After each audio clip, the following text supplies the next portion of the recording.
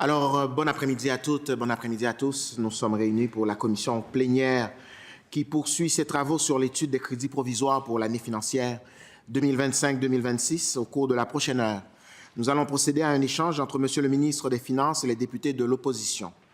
Nous commencerons par les remarques préliminaires. Je vous rappelle qu'un maximum de 6 minutes est alloué au groupe parlementaire formant le gouvernement, 2 minutes 59 secondes au groupe parlementaire formant l'opposition officielle, 1 minute 58 secondes au deuxième groupe d'opposition, 40 secondes au troisième groupe d'opposition et 24 secondes pour l'ensemble des députés indépendants. J'accorde immédiatement la parole à Monsieur le ministre pour ses remarques préliminaires. Monsieur le ministre. Oui. Est-ce qu'on reste assis, Monsieur le Président? Ah oui? OK. Non, mais je manque d'expérience là au crédit provisoire. C'est la première fois. On reste assis, bien assis. Et puis en tout, cet agréable exercice, combien de temps? Ça dure 1 heure en tout. Merci. OK. Alors, j'ai 6 minutes. J'ai bien dit que ça va être très agréable. Pardon? Ça va être très agréable. Très agréable.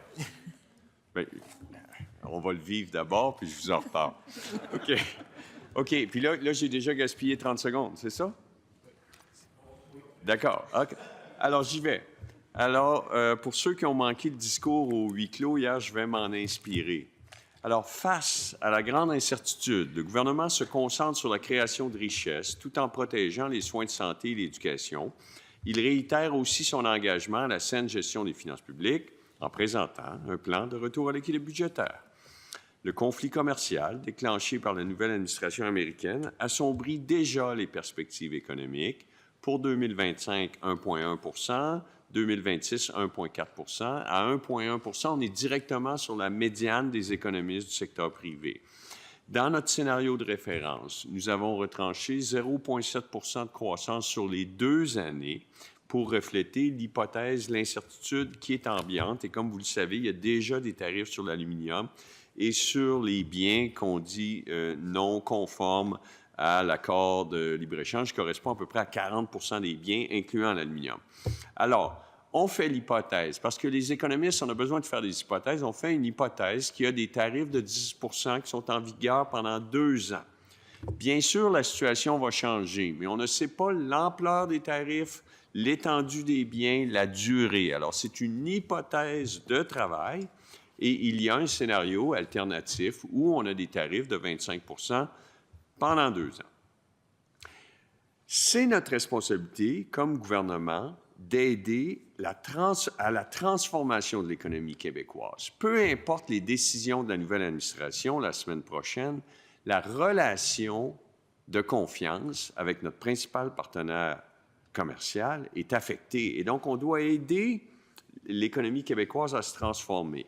Alors, dans l'urgence, on a présenté le programme Frontières, doté de 1,6 milliard de liquidités, pour appuyer la transition, 11 milliards de PQI, une augmentation de 7 Et aussi, on est engagé, toutes les provinces, le gouvernement fédéral, le Québec, nous sommes engagés dans un exercice de libéralisation de l'espace économique canadien, mais dois-je rappeler que c'est 40 millions de personnes, tandis que l'espace nord-américain, c'est 500 millions de personnes.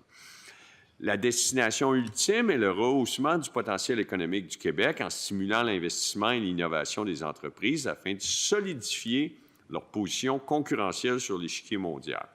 Au total, dans le budget 25-26, c'est 5,4 milliards pour stimuler la création de richesses, 2,6 milliards pour une fiscalité propice à l'investissement et l'innovation, notamment avec les mesures d'amortissement accéléré, puis on pourra en reparler parce que le gouvernement fédéral n'a pas déposé sa législation. C'est problématique, mais on s'engage à mettre en place l'amortissement accéléré dès que le gouvernement fédéral aura précisé ses intentions.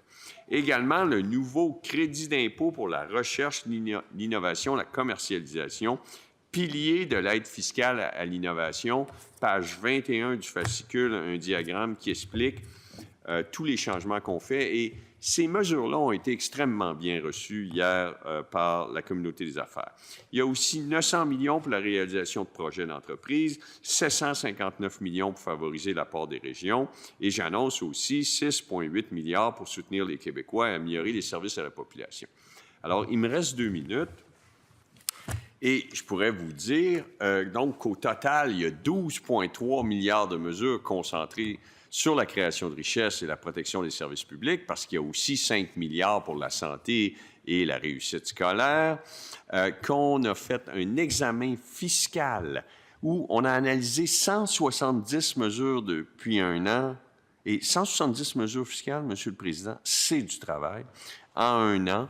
Et avec le ministère des Finances, puis les plusieurs experts universitaires, avec les principes d'équité, intégrité, simplicité, pertinence, bien, on recentre les activités du crédit d'impôt affaires électroniques, du crédit d'impôt relatif aux ressources, on uniformise la taxe sur les primes d'assurance, on instaure une contribution additionnelle sur les véhicules hybrides et électriques rechargeables, et on met fin à l'indexation du seuil d'admissibilité au FSS. Il me reste 1 minute, Monsieur le Président, pour vous dire quoi?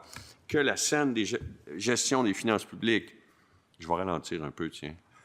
On dirait que le podcast est à 1 fois et demie.